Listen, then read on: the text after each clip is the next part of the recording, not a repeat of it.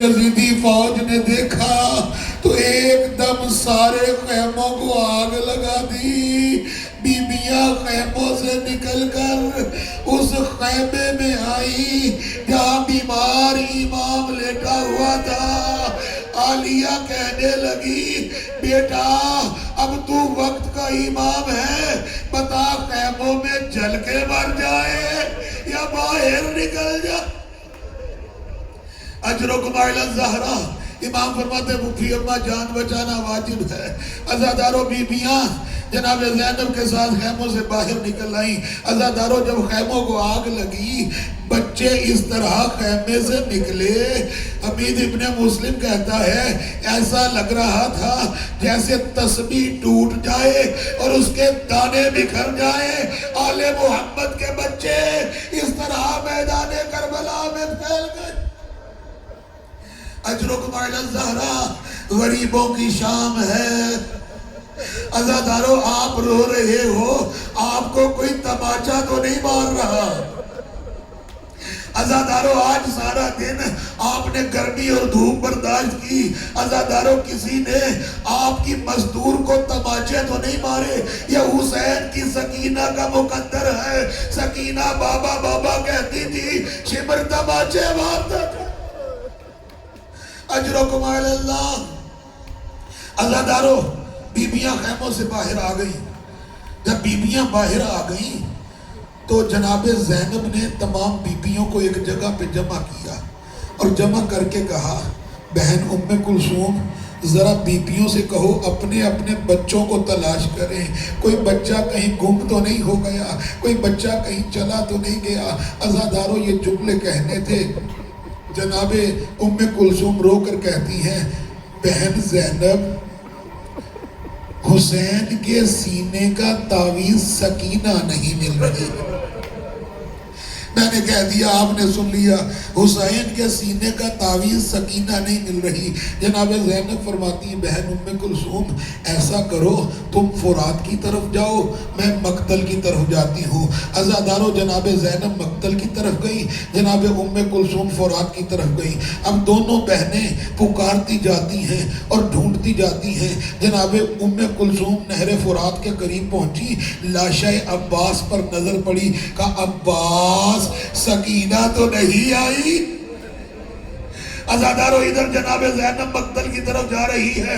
عزاداروں سکینہ سکینہ مجھے آواز دو، سکینہ کہاں ہو؟ ایک دم ایک لاشے سے ٹکرا کے جناب عالیہ زمین کربلا پہ گری، چیخ مار کے روئی اور رو کر کہا عباس تیرے جانے کے بعد زینب ٹھوکریں کھا رہی ہے۔ اجرکم علی الزہرا، عباس مجھے آواز دو، حسین آواز دو، اکبر آواز دو، مجھے سکینہ نظر نہیں آ رہی۔ عزاداروں ایسے ہی تلاش کرتے کرتے بی بی کی اچانک نظر پڑی، سکینہ 4 سال کی یتیمہ حسین کی سکینہ ایک ایسے جسم سے جس کا سر نہیں تھا اس کے پاؤں پہ منہ رکھ کے سو رہی ہے۔ بی بی قریب گئی، سکینہ سکینہ، کٹے ہوئے سر سے آواز آئی بہن زینب آہستہ بولو، سکینہ بھی سوئی ہے۔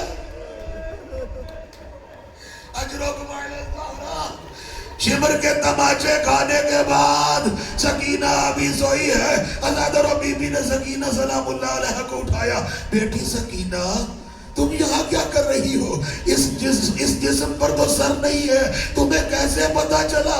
یہ تیرے بابا کا سر ہے جو رونے کے لیے غریبوں کو رات کے اس پہر بیٹھے ہو، میری مائیں بہنیں جو پردے میں بیٹھی ہے۔ سکینہ اس جسم پر تو سر نہیں ہے، تجھے کیسے پتا چلا یہ تیرے بابا کا سر ہے؟ کہا مفتی اماں میں مقتل میں بابا کو ڈھونڈ رہی تھی اور بابا بابا پکار رہی تھی، اس کٹے ہوئے سر والے جسم سے آواز آئی یا بنیا الیہ الیہ، بیٹی سکینہ میرے پاس آ جا۔ اجرکم علی اللہ، مفتی اماں میں بابا کے پاس آ گئی۔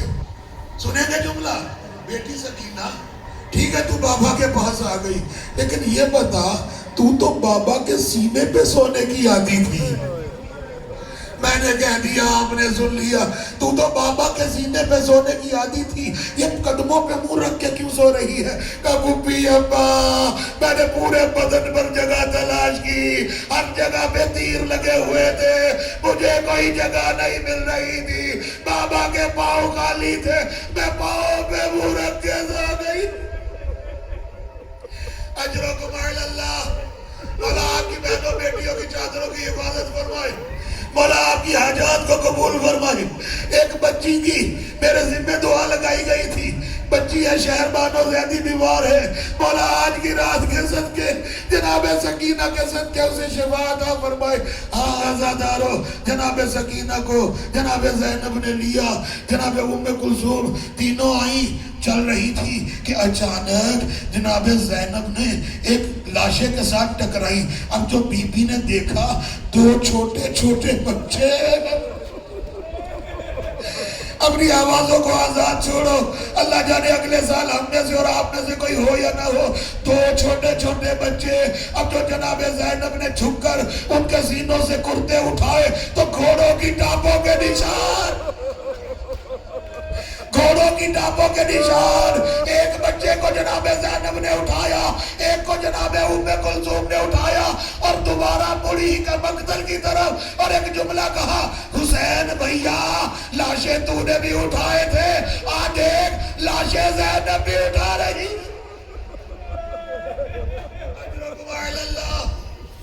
عزادارو بی بی آئی واپس، جہاں بی بیاں کھڑی بیٹھی تھی وہاں پہ آئی۔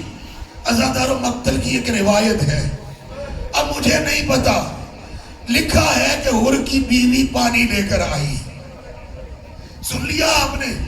مجھے نہیں پتا، ہاں البتہ پانی ضرور آیا، شام غریبہ میں پانی ضرور آیا۔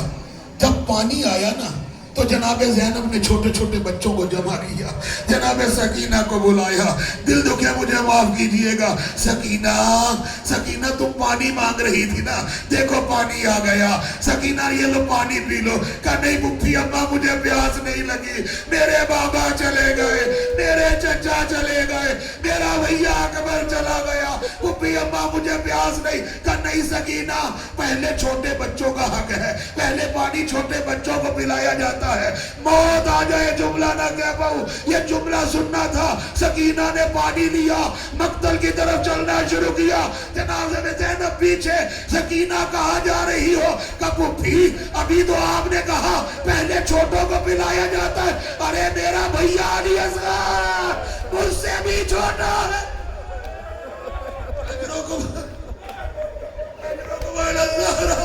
مولا آپ کی حاجات کو قبول فرمائے، مولا آپ کا گریہ قبول فرمائے۔